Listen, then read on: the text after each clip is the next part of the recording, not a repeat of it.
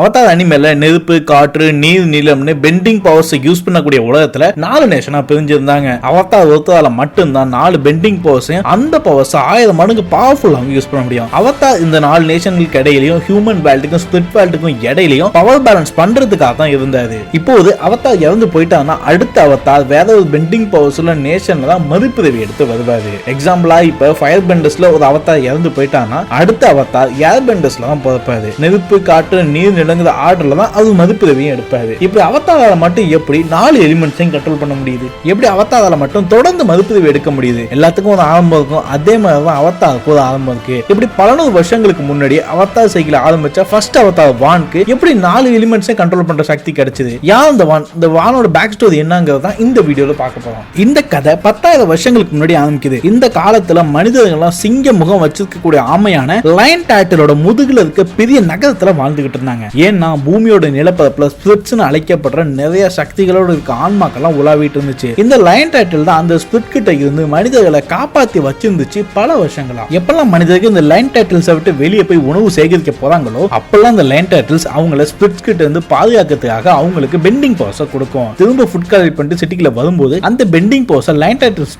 கொடுத்துட்டு தான் சிட்டிக்குள்ள போகணும். நம்ம ஃபர்ஸ்ட் அவதார் வான் ஃபயர் பெண்டிங் வச்சிருக்கக்கூடிய லைன் டைட்டில் சிட்டில வாழ்ந்துகிட்டு இருந்தாரு. வான் நிறைய வசதியா இருக்கவங்கள்ட்ட கொள்ளடிச்சு வறுமையில் இருக்கவங்களுக்கு கொடுக்கக்கூடிய ஒரு திருடன். ஒரு தடவை வான் எப்படியாச்சும் லைன் டைட்டில் இருக்க ஃபயர் பெண்டிங் பவர்ஸ் வாங்கி அந்த பவர்ஸ் யூஸ் பண்ணி கொள்ளை அடிக்கணும்னு பிளான் போட்டாரு. இதனால சிட்டிக்கு வெளில ஃபுட் கலெக்ட் பண்ற குழுவுல கூட்டத்தோட கூட்டமா சேர்ந்து லைன் டைட்டில் கிட்ட ஃபயர் பெண்டிங் பவர்ஸ் வாங்கினது. கொஞ்ச நேரம் கழிச்சு எனக்கு பயமா இருக்குன்னு சொல்லி சிட்டிக்குள்ளே வந்துட்டாரு வாங். வாங்கின ஃபயர் பெண்டிங் பவர்ஸ் திருப்பி டைட்டில் கிட்டே கொடுக்காம சிட்டிக்குள்ள வந்து அந்த பவர்ஸ் திருடுறதுக்கு யூஸ் பண்ண ஆரம்பிச்சாரு. இருந்தாலும் திருடும் போது மாட்டிக்கிட்ட வாங் லைன் டைட்டில் சிட்டியில இருந்து பேன் பண்ணி வெளியேற்றப்பட்டாரு. வெளியே போகும்போது வான் லைன் டைட்டில் கிட்ட என்ன இந்த ஸ்பிரிட்ஸ் கிட்ட இருந்து காப்பாத்திக்கிறதுக்காக எனக்கு இந்த ஃபயர் பெண்டிங் பவர்ஸ் வேணும்னு கேட்க லைன் டைட்டிலும் இந்த ரிக்வெஸ்ட் அக்ரி பண்ணுச்சு. இதுக்கு அப்புறமா தான் ஃபர்ஸ்ட் அவதாரோட கிரேட் அட்வென்ச்சரான ஒரு எலிமெண்ட்ஸ் கத்துக்கிற ஜர்னி ஸ்டார்ட் ஆச்சு. வானுக்கு முன்னாடி சில பேர் ஃபயர் பெண்டிங் பவர்ஸ் யூஸ் பண்ணி இருந்தாலும் இப்ப நிகழ்காலத்துல இருக்கிற அளவுக்கு ஃபயர் பெண்டிங்கோட மார்ஷியல் ஆர்ட்ஸ் இவங்களுக்கு யூஸ் பண்ண தெரியாது. ஏன்னா லைன் டைட்டில் இது வரைக்கும் ஃபயர் பெண்டிங் எல்லா மனிதர்களுக்கும் ஒரு டெம்பரரி பவரா தான் கொடுத்துருந்துச்சு.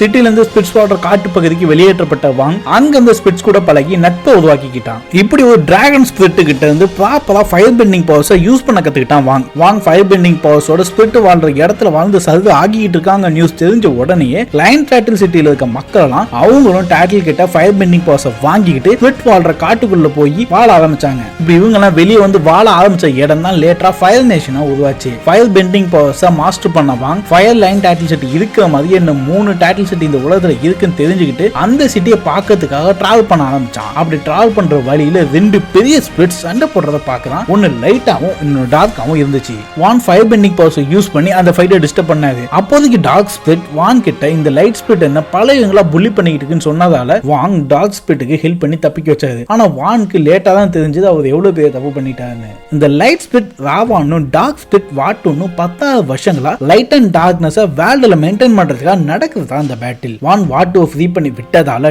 டார்க்னஸ்க்கு எந்த ஒரு கடிவாளம் இல்லாம அது வேர்ல்டுல பல கலவரங்களை உருவாக்கி உலகத்தை இருள மூழ்க வச்சிருச்சு. வாட்டுவை ஃப்ரீ பண்ணப்போ தன்னோட டிராவலை கண்டினியூ பண்ண வான் ஃபர்ஸ்ட் ஏர்லைன் டைட்டில் சிட்டிக்கு போனது. இந்த சிட்டில மக்கள் ஸ்பிரிட்ஸும் சேர்ந்து அமைதியா வாழ்ந்துகிட்டு இருந்தாங்க. ஆனா வாட்டு அங்க வந்து எல்லா ஸ்பிரிட்ஸையும் ஈவிலா மக்களை அட்டாக் பண்ண மான்ஸ்டரா மாத்திடுச்சு. இப்படி வான் பண்ண தப்பால நடக்கிற பிரச்சனை இருந்து எல்லாரையும் காப்பாத்துறதுக்காகவும் வாட்டுவை தடுத்து நிறுத்தத்துக்காகவும் வான் ஏர்லைன் டைட்டில் கிட்ட ஏர் பெண்டிங் பவர்ஸ் தர சொல்லி கேட்டாரு.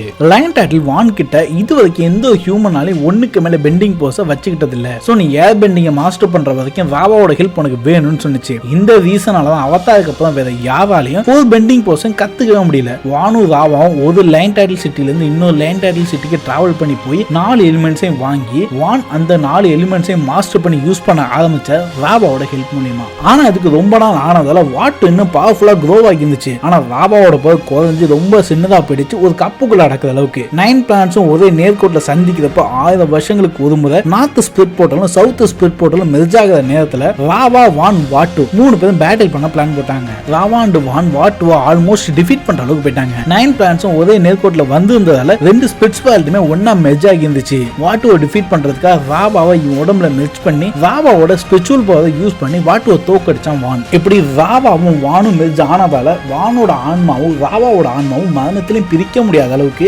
என்னென்ன ஹியூமனிக்கும் சேர்ந்து இருக்க மாதிரி கம்ப்ளீட்டா மெர்ஜ் ஆகிடுச்சு. வான் வயசாகி இறந்து போனப்போ இவரோட ஆன்மா வாவா கூட மெர்ஜ் ஆகி அழிக்க முடியாததா மாறினதால இந்த வானோட ஆன்மா திரும்பி மதிப்பு எடுக்க ஆரம்பிச்சது. இதனாலதான் அடுத்த ஒரு அவதாரெல்லாம் எல்லா அவதாரோட ஆன்மாவை மீட் பண்ணி பேசிக்க முடிஞ்சது ராவாவோட ஹெல்ப் மூலியமா. இது மட்டும் இல்லாம அங்க யூஸ் பண்ற அவதாரோட ஸ்டேட்டுமே ராவாவோட ஸ்பிரிட்ஸ் பவர் தான். இதனாலதான் அவதார் ஸ்டேட்ல இருக்கும்போது இறந்து போயிட்டா அவதாரோட மதிப்பு சைக்கிள் இங்க நின்று போயிடுன்னு சொல்லுவாங்க. ஏன்னா அவதார் ஸ்டேட்ல அவதார் அட்டாக் பண்ணும்போது இது ராவாக்கும் அவதாருக்கும் இருக்க கனெக்ஷன் இங்க கட் ஆகியிருந்ததாலதான் அவதார் ஸ்டேட்டை யூஸ் பண்ணி தான் வான் நெக்ஸ்ட் 10,000 வருஷங்களுக்கு வாட்டுவை ஸ்பிரிட்ஸ் வேர்ல்டுல சீல் பண்ணா. இதுக்கப்புறம் வான் ஸ்பிரிட் வேர்ல்டுக்கும் மனிதர்கள் வாழ்ற வேர்ல்டுக்கும் இடையில இருக்க போர்ட்டலை க்ளோஸ் பண்ணி ரெண்டு உலகத்தையும் கனெக்ட் பண்ற ஒரு பிரிட்ஜா அவதார் மாறினாரு. அவதாரோட வேலையை பீஸை நான் நேஷனுக்கு இடையில மெயின்டைன் பண்றது மட்டும் இல்ல, ஸ்பிரிட்ஸ்க்கும் ஹியூமனுக்கும் இடையில பீஸை மெயின்டைன் பண்றது அவதாரோட வேலை தான். ஓகே கைஸ், வீடியோட எண்டுக்கு வந்துட்டோம். இந்த வீடியோ பத்தி நீங்க என்ன நினைக்கிறீங்க கமெண்ட் செக்ஷன்ல சொல்லுங்க. வீடியோக்கு மறக்காம லைக் போட்டுருங்க. இந்த மாதிரி regular anime video, anime update video, anime explanation video தெரிஞ்சுக்க சேனல் மறக்காம சப்ஸ்கிரைப் பண்ணிருங்க.